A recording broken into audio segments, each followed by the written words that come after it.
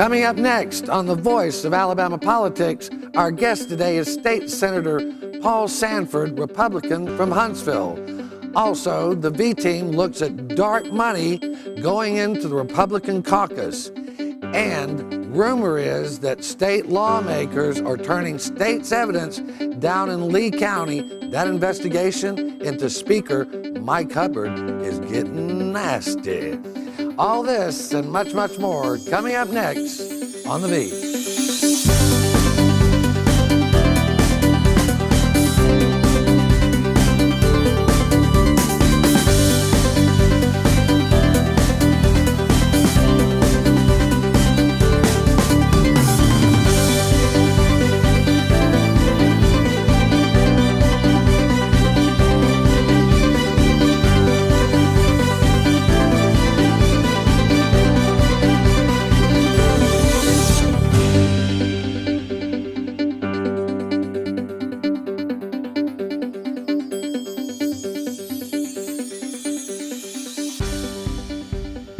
Welcome to The Voice of Alabama Politics, where we tackle the tough issues so you have the hard facts. I'm Bill Britt, your host. I'm joined as always this Sunday by the V team. Welcome all. Good morning. Something very special this week. We'd like to welcome all our new viewers throughout the Tennessee Valley. We're now on ABC 31 Way TV in Huntsville. Welcome. We're glad to have you with us on the V. Pretty exciting to be that all over the state now, except for Mobile. Working on it. Working on it. Yeah, we're working on it. We got everybody. We're working to get everybody in the state tuned into the V. Big issue this session has been bills that are going to go to litigation. We passed pro-life bills, we passed prayer bills, and they're all headed for court. Don't you think, Sherlana? And I think it's a wonderful thing. I think For my it's a lawyer waste brethren. of taxpayers' money It's a- is what it's I a waste think, and of I money. think it's pandering to the base. That's what I think. It is, and the reason is that both the anti-abortion or the fetal heartbeat bill and the school prayer bill have both been held to be unconstitutional by other federal courts. Just as late as last week, Arkansas struck down a bill for 12 weeks. And the federal court there said, exactly like North Dakota said just this past summer, it's blatantly unconstitutional. It violates the viability test that the Supreme Court put in place in Roe v. Wade. And the same thing with school prayer. This legislation has been shot down by federal courts and by the U.S. Supreme Court more than 40 years ago. But people want it. People want this legislation. People want this legislation. There's only 4 countries that, by my count, in the world where you can get an abortion as late as you can in the United States. China, North Korea, Canada, and the United States. We're not an exactly select company. You want to talk about outside the mainstream. When you're on Chinese, North Korea policy on abortion, you are way outside the mainstream. I think the Supreme Court needs to take another look at this stuff. Yeah, it's going to run up legal costs, but it's worth it. Well, it's certainly going to run up the legal costs. It's something we like to do in the Make Me state. And it's not going to change anything. I mean, frankly, you need at least 2 more votes on the U.S. Supreme Court to overturn Roe v. Wade, right? And so what we're looking at right now is it's going to get to the federal court here in Montgomery, and it's going to be struck down, most likely. Well, no doubt we love our litigation here. We need another presidential cycle, and maybe it'll change. Well, we also love our incumbent protection plans. Senator Dale Marsh has put together a bill that basically raises the cost of filing fees for the primaries from 2% to 5%. I'm calling it the Incumbent Protection Plan because basically it makes it very difficult for the average person to file their fees. Baron, what's your thoughts on that? Well, this year it was $1,116.52 or something like that to qualify. I think under this thing next year it's going to go to about $2,500 just to put your name on the ballot. Yeah. I think it's a little outrageous. For representative. Now, Right. if you're a Supreme Court justice and you're running, it's going to put it at nearly $7,000. Yeah, I mean, You don't think they're just doing this to raise money for the Republican Party? No. Well, maybe they're doing it to raise money for the Democratic Party. If they wanted to raise money for the need it. Republican Party, they could have donated it this year when they had the opportunity. And But didn't. listen, but it is important, though, to focus on the actual language of the bill, and it sets a maximum for the qualifying fee. So the Democratic Party and the Republican Party can say, we're fine just like it is. We want to encourage the average citizen to be able to run for office. We want to encourage anybody who wants to come to us to run for office. So they don't have to raise it to 5%. Well, Armistead was down there this week saying, oh, well, we need the money. Right. He'll take it. He'll take it. Well, I like Bill, but everybody wants more money, that's for sure. Speaking of money, we have a new bill also sponsored by Senator Marsh that I call the PAC-to-PAC transfer backdoor. Subfusion. You know about this, don't you, Claire? Yeah, it was in committee this week up in the Senate, and I believe it was voted out on Wednesday in the Senate. But how does this really play out, where these passing money from the party to what's called affiliates and then subsets? I mean, I asked, and they don't know what a subset is. Well, it's, you know, like I have said many times, this crowd ran on the contract with Alabama in 2010, particularly the speaker's crowd, and we talked about transparency. There has been no transparency in the last 3.5 years here, and it's getting worse that they're passing things like this on the eve of an election cycle. This could go to foundations, couldn't it, Barron? It could. I mean, you know, they came in and said, we're going to do away with the PAC-to-PAC transfers, that it was too difficult to track the money under PAC-to-PAC transfers. And then a year or two later, they come back and say, okay, well, these 501c4s, we're going to allow them to transfer the money around from person to person, and you'll never be able to track it. Now they're saying, just give your money to the Republican Party, and it'll filter its way down and eventually make it into a campaign somewhere. And it's just a lack of transparency. Well, unless the staffer makes a mistake and somehow or another it gets unveiled. Well, And then I you believe that find happened out the week that before. the very litmus test that the Republican Party was using to disqualify candidates, they were receiving money Right. from Right. these foundations. Well, this dark money has scared me from the beginning. If we can't track who's getting the money, I talked to a guy, executive committee member for the Republican Party yesterday, and he told me, he said, Bill, once these county parties get this money, it's going to candidates, it's going to win elections after the primaries. That's dark money influencing campaigns, I think. You know, we got about 2 more minutes here. One of the other things that's come up is a bill to put a tax holiday on guns and ammo. Now, I like my guns and I like my ammo, all that Obama's not buying. But is it really a good idea to have a sales tax holiday on guns and ammo? What is the purpose behind this proposed sales tax holiday? Is it to encourage the stockpiling of weapons and ammunition? Well, I mean, people have been buying guns nonstop for the last 2 or 3 years. Yeah, I mean, absolutely. you know, we are a state that believes in packing the heat and bearing arms in the Second Amendment. Maybe because we've gotten Remington here, you know, they're moving in. This is tremendous, you know, asset to the state, and up in Madison and Huntsville in that area, and they're going to be great corporate citizens. But we need revenue. I mean, I'm a big proponent of the Second Amendment. And I was jokingly telling Jack earlier, I grew up in a house with a gun rack in my den that did not have glass. It did not have a lock. Well, so did I, because I grew up in rural Alabama. Exactly. So that's fine. But the problem, though, is we couldn't pass a 2% pay increase for teachers. We need money for our prisons to avoid a federal takeover. And if we grant this sales tax holiday, the number that I've seen is somewhere around $500,000. That's money that the state needs. Well, okay, this is an election year, so that there again, I believe there is some reason behind that. Your average Alabaman that determines every election in the state of Alabama is what I call Bubba and Bubette, that likes to watch NASCAR. They like to hold their guns, you know, and I grew up in Bubette land.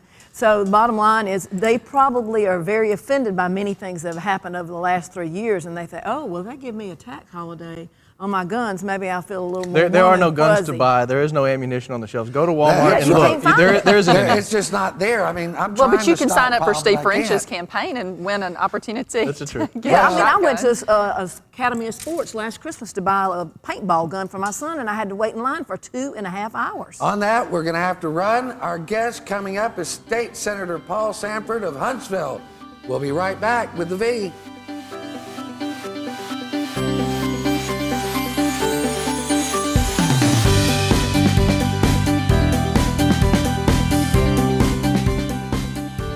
The V is sponsored by Spot On Strategies Group.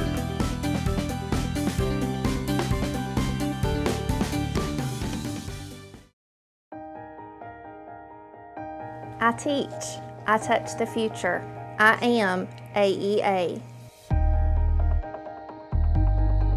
I keep the school clean every day for your children. I am AEA. Congratulations on your scholarship. I help children make choices for college and careers. I am AEA. We are AEA. Here's what customers are saying about WeatherGuard Lifetime Metal Roofing. Knocked the roof out in about a day and a half, and then they threw in our shed with the spare parts they had. It was just a wonderful blessing to the fire station. The tax credit was a big bonus. Hello, I'm Robert Wells, President of WeatherGuard. We are a family-owned business and we will back our lifetime warranty for generations to come. Come by our showroom on Alton Road in Birmingham. WeatherGuard Lifetime Metal Roofing, 533-7322.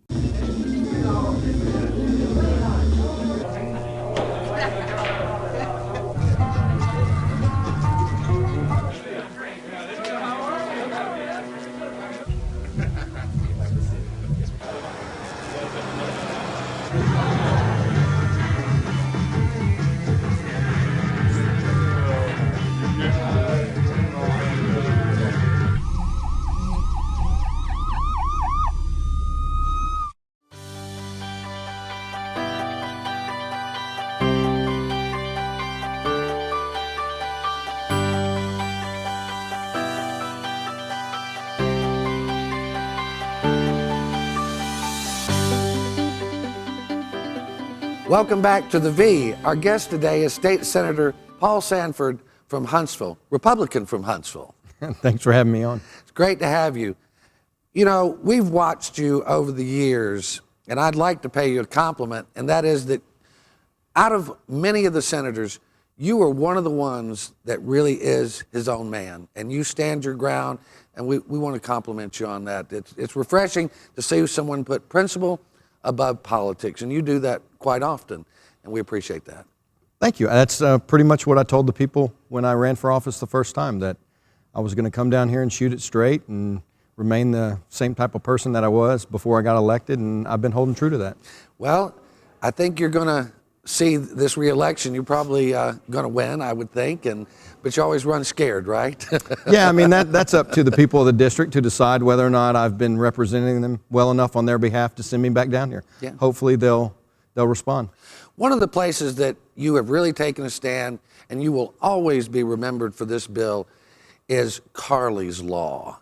That has been a big thing for you, and it's gotten a lot of attention statewide, nationally. Can you tell us a little bit about that? Yeah, this is really one of the issues that I've been most passionate about since being here, and it deals with children with a severe epileptic condition and the use of CBD oil, which is, you know, a derivative from the marijuana plant. And so Right.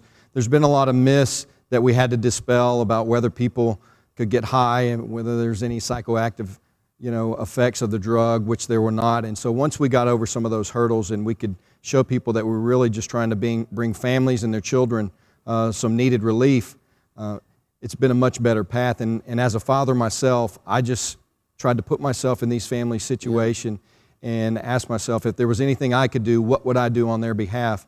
And I said, well, if I'm in the Alabama legislature, there is something I can do on their behalf. And so I've really tried to champion the cause. Well, you brought Republicans, Democrats, and the state together in many ways on this bill. And it's going to be your legacy, like it or not. But I think you like it, don't you? I do, and it's nothing that I've done. This has really been a godsend. I'm just kind of an instrument, a tool that's been able to get used through this process on behalf of these families and the children. And so I'm honored to have been able to participate. Well, it's been interesting to watch. I mean, it's really turned things around. Another new type of idea that you've come forward with is a health savings account for small businesses. You're a small business owner. You own Little Paul's Barbecue in Huntsville. Tell us how you came up with this idea and what it'll do. Well, it's something that currently exists all across America, these health savings accounts, which are really high deductible, kind of catastrophic health insurance plans.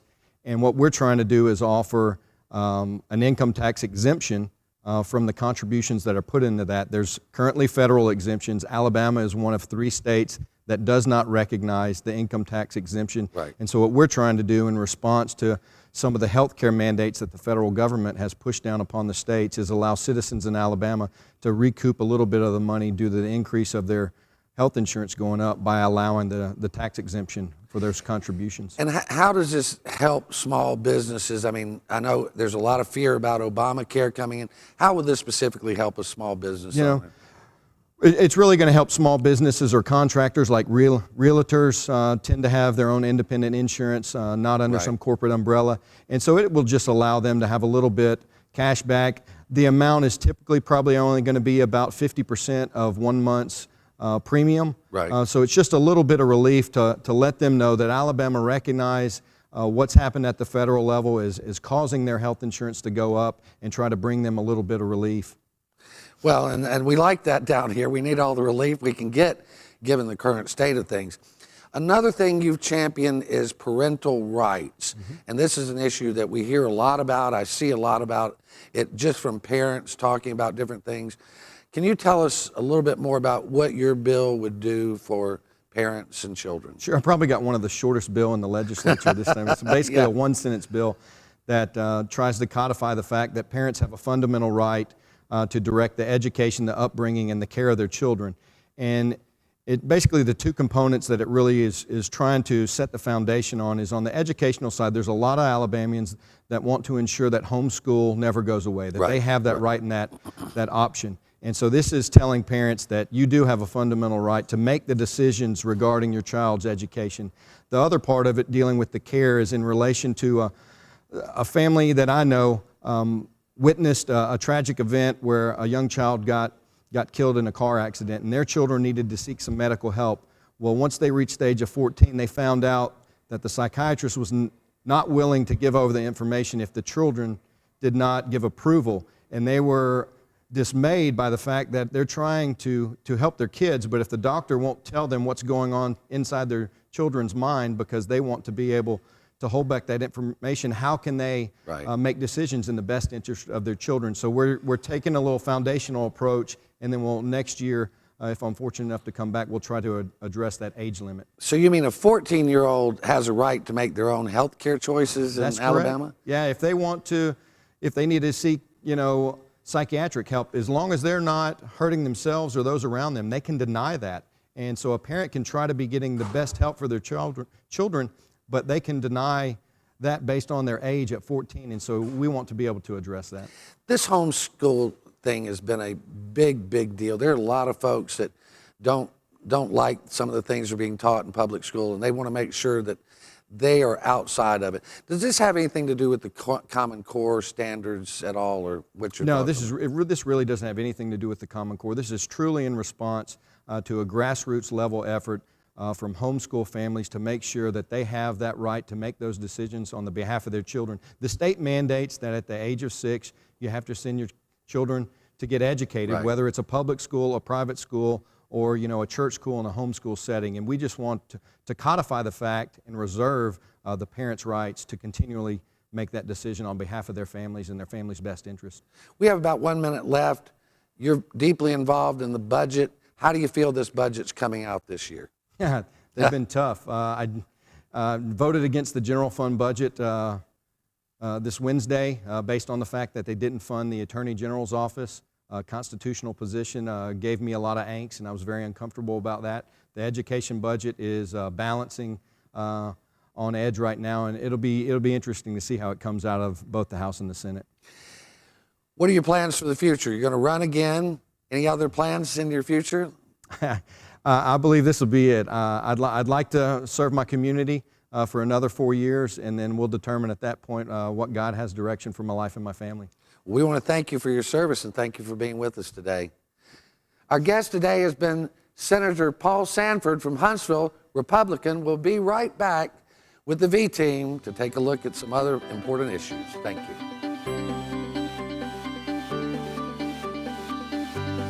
The V is sponsored by Ginger Barbie, attorney at law. And MediaWorks Communications, video production services for all your video production needs.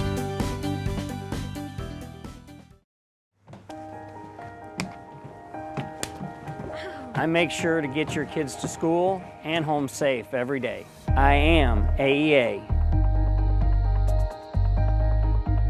I make sure your child receives a healthy meal each day. I am AEA. Thank you, AEA, for protecting our public schools and our futures. We are AEA.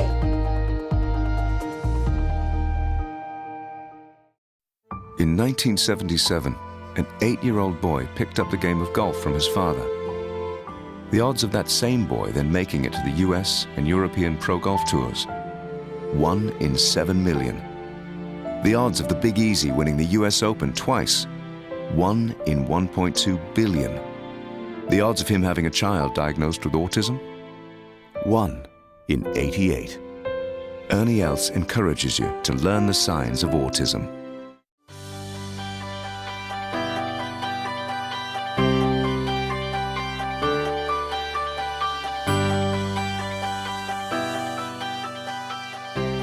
Welcome back to the voice of Alabama politics.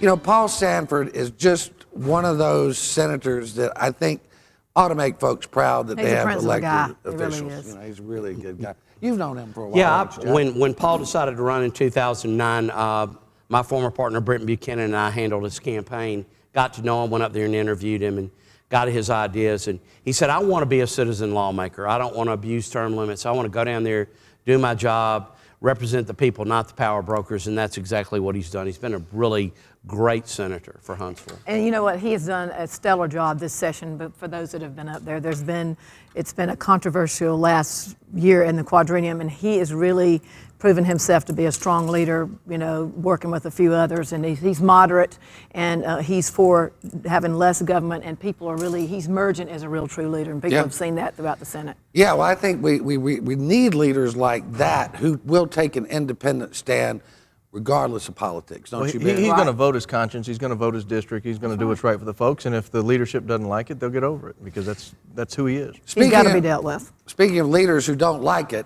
Mike Hubbard for years and years and years has railed against the Alabama Education Association, tried to blackball people who have taken money from the Alabama Education Association.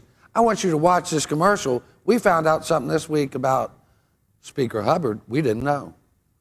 What is Mike Hubbard hiding? Mike Hubbard is hiding thousands of dollars he secretly took from the teachers union, known as the AEA, and deposited into his hidden foundation. Just recently, one of Hubbard's staffers blew the whistle and released the names of his donors to a watchdog group. The Mike Hubbard who accuses and bashes anyone he suspects of taking AEA money is the same Mike Hubbard who took thousands from AEA and hid it in a secret foundation. What else is hypocrite Mike Hubbard hiding?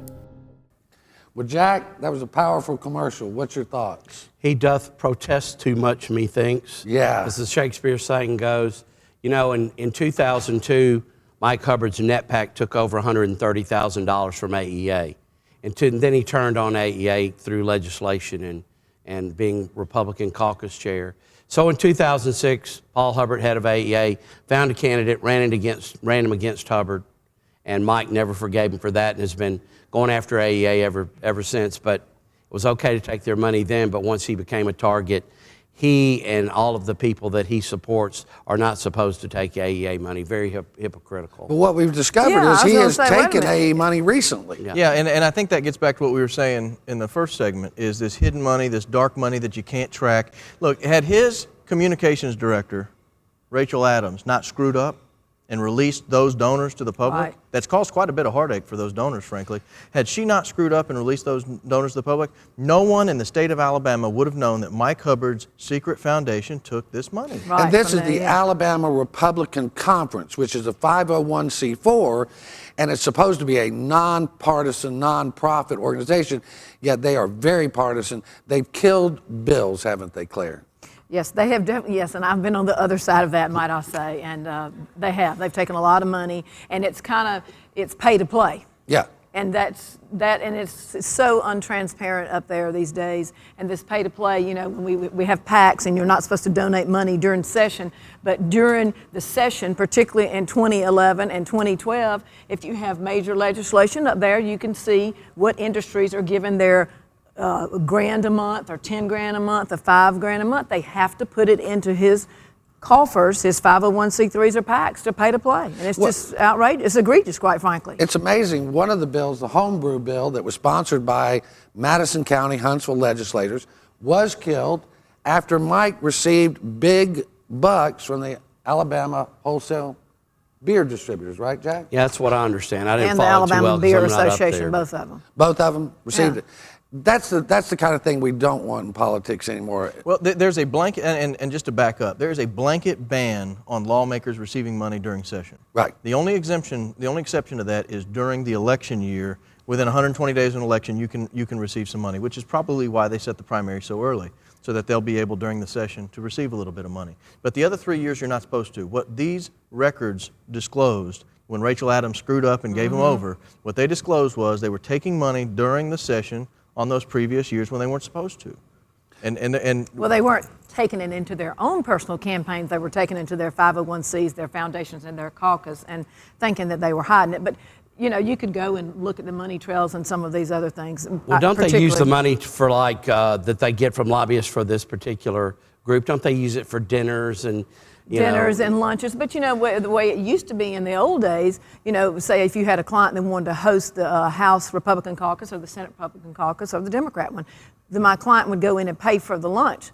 Now, under the rules that Mr. Hubbard and the Speaker has passed, you have to just give to the foundation. Right. So therefore, a corporation can't write that off as an expense versus giving this money to a foundation, and companies don't really like that. One of the amazing things I saw is that in 1 year, they spent $17,000 out of this secret fund for travel. $17,000 in travel for a secret fund. But I tell you, one of the things that we're hearing... Is that to promote the book?